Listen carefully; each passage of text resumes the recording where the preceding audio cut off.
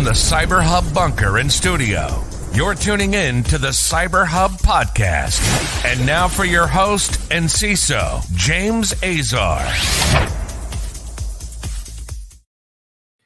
Well, folks, I've got a special guest on today's show, Javvad Malik. What is happening, my brother? Oh, I'm very good, thanks. How about yourself? I love your jumper. All I can see is your mom. Your mom believes in Santa. Okay. Very good. It is our ugly sweater day here at the CyberHub podcast. This is not your traditional practitioner brief. One, because I've got Javvad with me, and there's nothing ever traditional when Javvad is with me here. But number two, it's time for us to unwind, reflect, and look forward to a very fruitful weekend, hopefully, with our loved ones. I'm sure if you're flying somewhere or you've got family coming in, today's the day where you might be doing a ton of airport runs.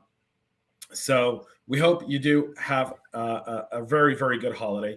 Javvad and I are going to talk about something that I think is very underrated in the world of security, right? Which is security people are the retail equivalent in the IT tech stack. Only we're unrecognized. Yeah. So we'll get to your comments here first. But before we do that, a big shout out to KnowBe4 for supporting our show. Without their support, this show would not be possible. Go check them out as well, folks. Now, let's get to some of your awesome comments. Good morning to Chris Frazier. Hope you and your family have a beautiful holiday. Same to you, my friend. Joel, good morning. Shulam, good morning. Mr. McQuiggan, good morning. My favorite J2 team. He says that when me and him do the show, too. Does he say that when he's with you? Like he plays on the J thing. Yes, he's such a his all of his friends have the initial J, and that saves him on making custom cards and greetings for everyone. That's how tight he is. He's like, "Hey Jay," like every Christmas card's like, "Hey Jay." If you're not a Jay, you cannot be friends with James McQuiggan, right? Like Eric does not get any cards from him. Roger doesn't get any cards from him unless he changes their name to like a version of a J. Yeah. So it's JJ in Australia. It's me. It's you. Yeah. Good morning from beautiful Houston, Texas to Marcia. Cyber coffee time. Indeed, we're about to do that. Good morning from the deer stand. Scott, if I was in the deer stand, this would be the last place I'd be, man. But good hunting, buddy. Good hunting. Paul, good morning to you as well. Mr. McQuiggan likes my sweatshirt. That is a positive, man. I love it. And Ian, good morning from Pennsylvania via Wells, like the jumper. Thank you. Javad's got a UFC one, which kind of looking at it, UFC is kind of like our Christmas version.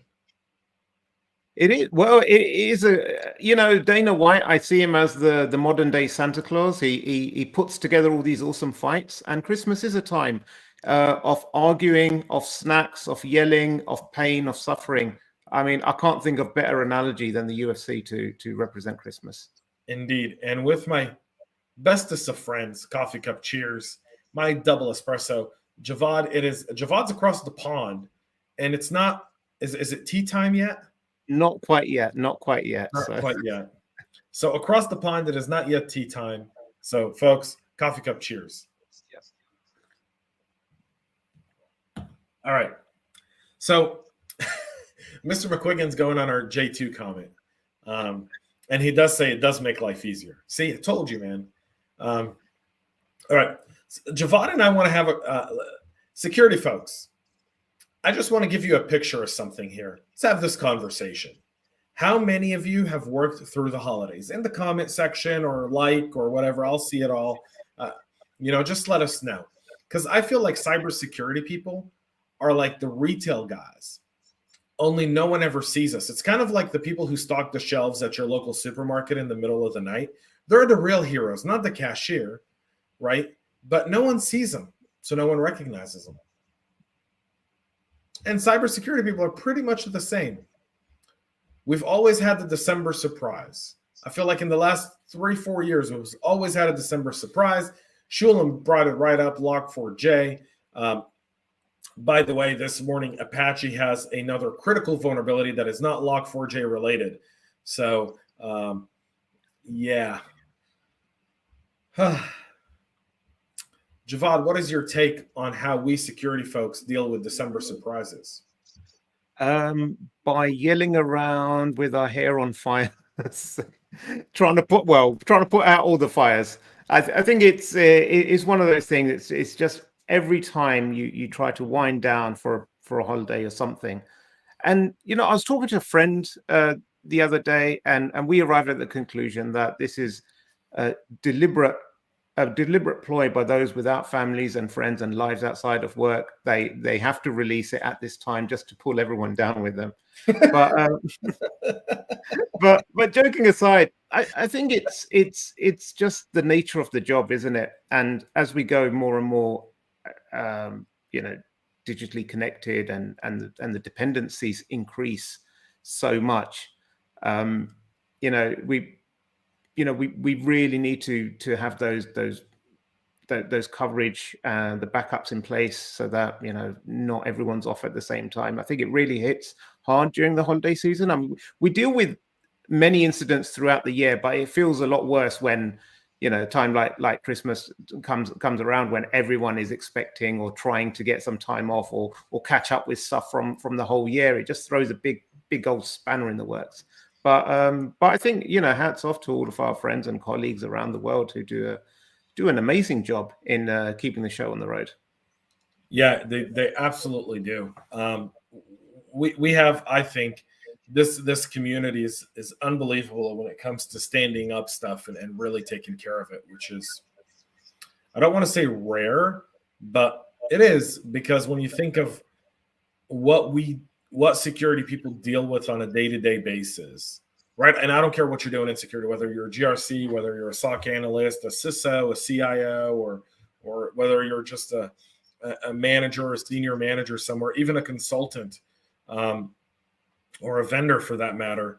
This kind of stuff really does bring stuff together. And kind of, Javvad, really kind of brings me into something I wanted to talk to you about, which is, how do we, let's take the holiday season and the holiday cheer and talk a little bit more about how do we unite the different factions of security? Meaning, how do we create an environment where I, as a CISO, can feel really comfortable with my security partners to a point where it's not about the invoice at the end of the month or at the end of the year, but rather it's about how do I make sure that your security is supported through my knowledge, expertise, and solutions?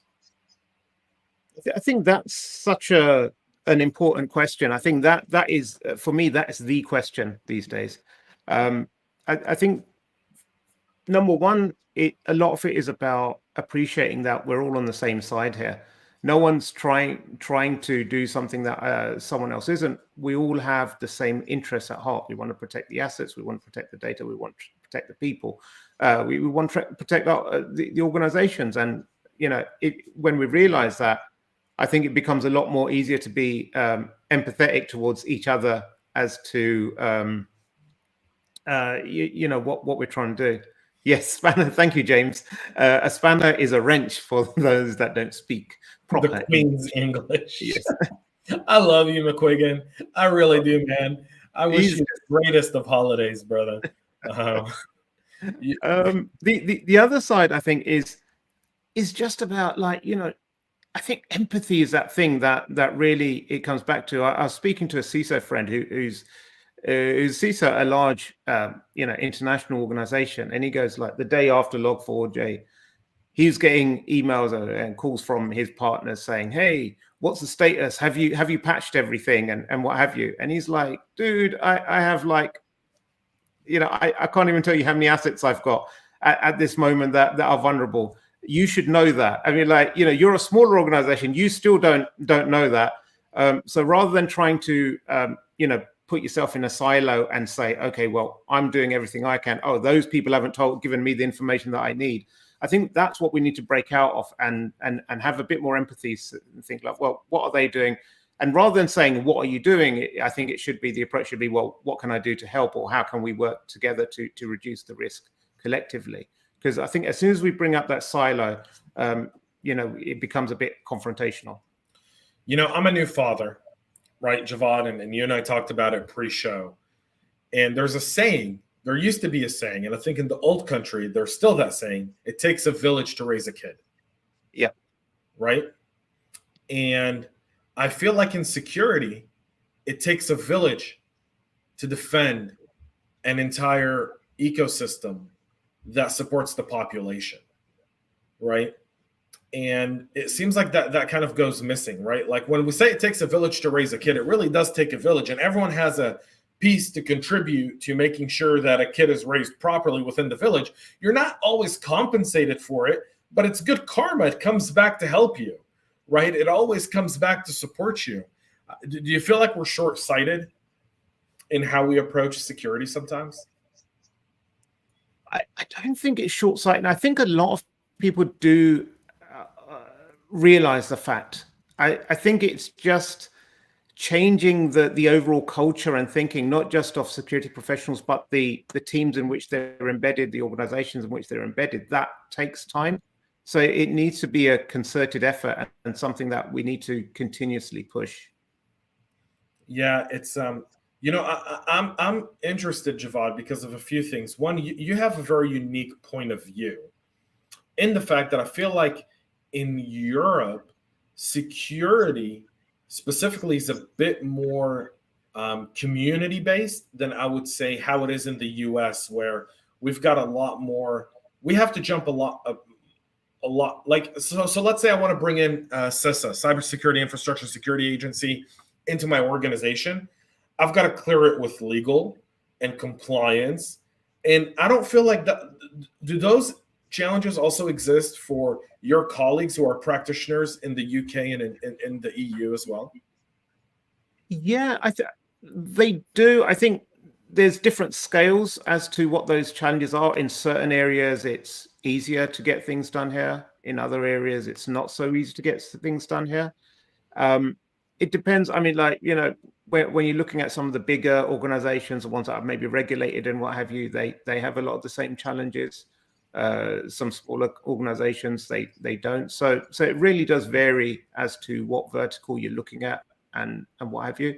They might not be the same challenges, but they're very similar in many ways. And so yeah, certain things are easier, though. I'd give you that. I think it is something that, you know, some of the bureaucracy does get a bit ridiculous in some parts of the world. Yes, it does. It absolutely does, especially in the US. Like, there's a lot of good things you can say about one place and another, but, you know, the beauty of having a platform and being able to speak is also being able to call out the stuff that really does hinder some of that progress. I feel like one of the biggest things that hinders our progress in the States is it's that bureaucracy, right? It's the ability to not really being able to develop true partnerships, even within our own industry, right? So you kind of have the FSISAC or the MSISACs or all the different ISACs, and it involves all the organizations that are within your standard of industry, but the information sharing most of the time is confidential. And until you're in a room with someone, you really don't know. And I feel like that's another piece we're missing, is there should be more. Like, if your CEO and their CEO and they all go and they all understand, like, wow, if we're all going to be attacked by the same person, so if we all cooperate just on the security aspect of it, when it comes to notification, when it comes to information sharing, data sharing, we might be better off in defending our organizations. I feel like that's another piece we miss.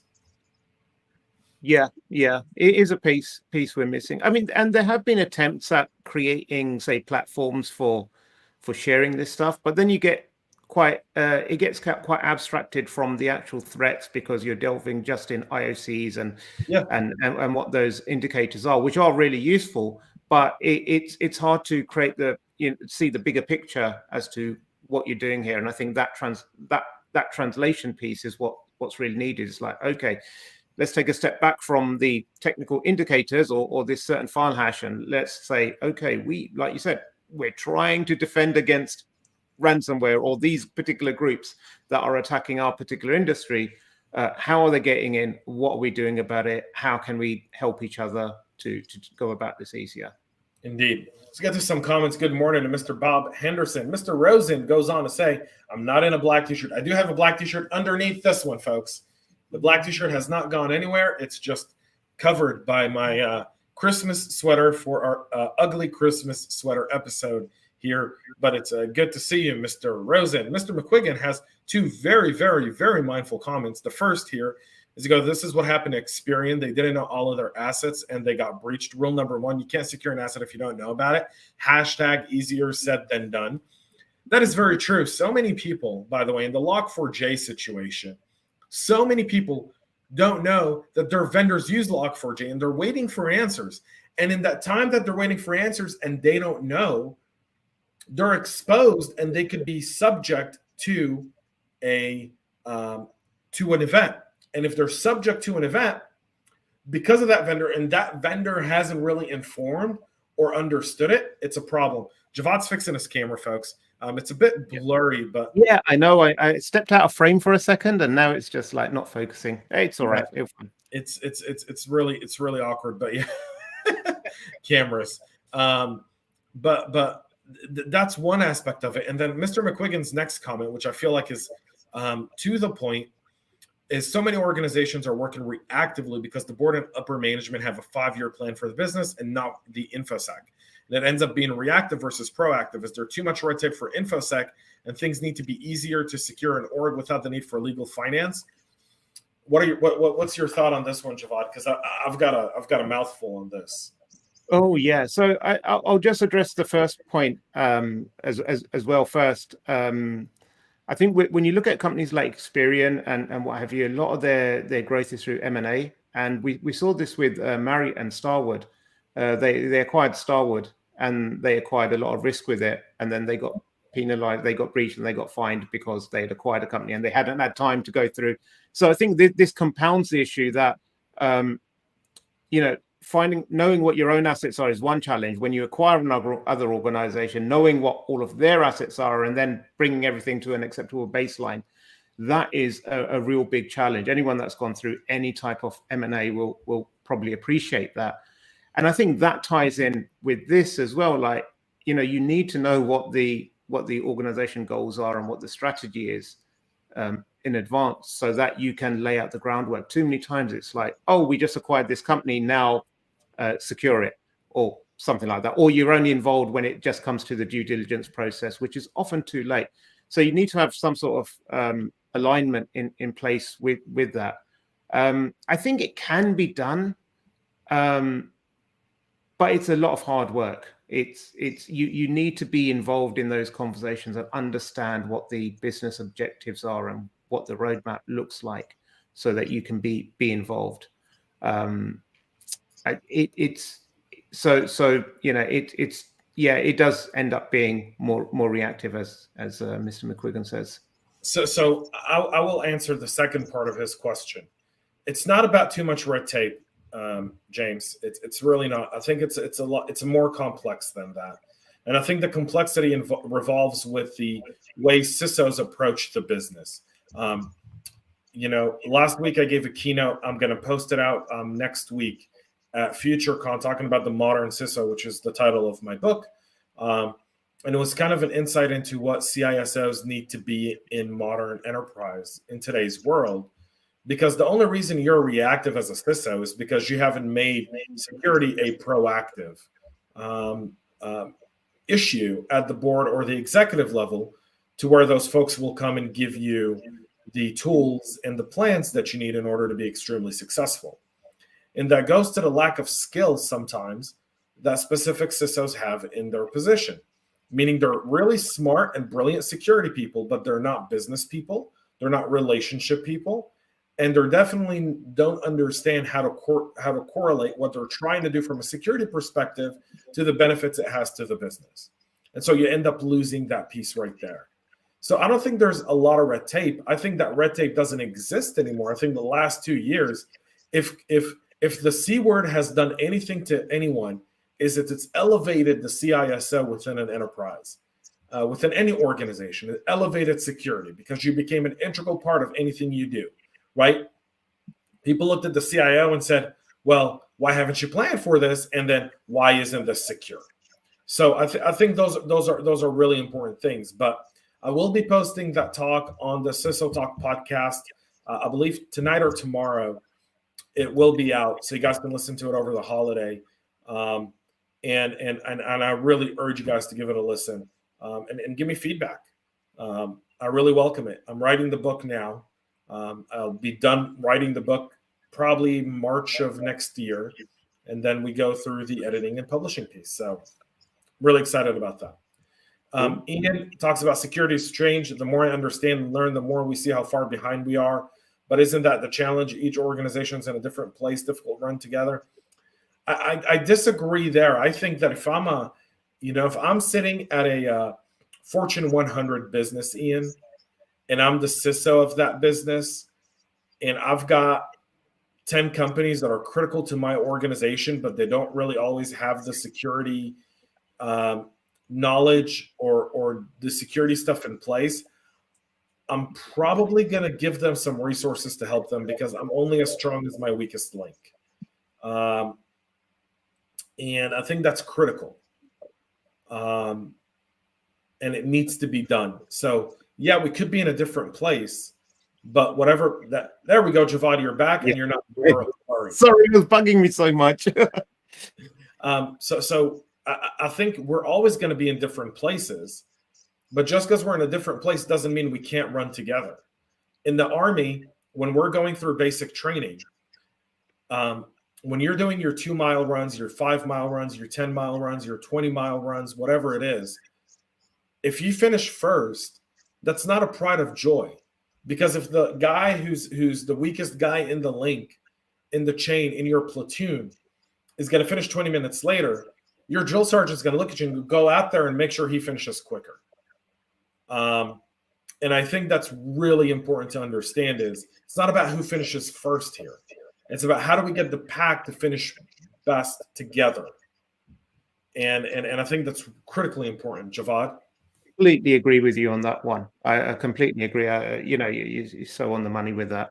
And also I think that the gap between organizations isn't as wide as sometimes we think it might be. Some organizations have more budget. Yes, they have more tools. Yes. But, fundamentally, when you look at some of the root causes that attackers use to get in, or what are some of the reasons for breaches, those are common. And, if you know what you're doing and you're focusing on that, and this is where, to James's point, like what we were saying before, if you can,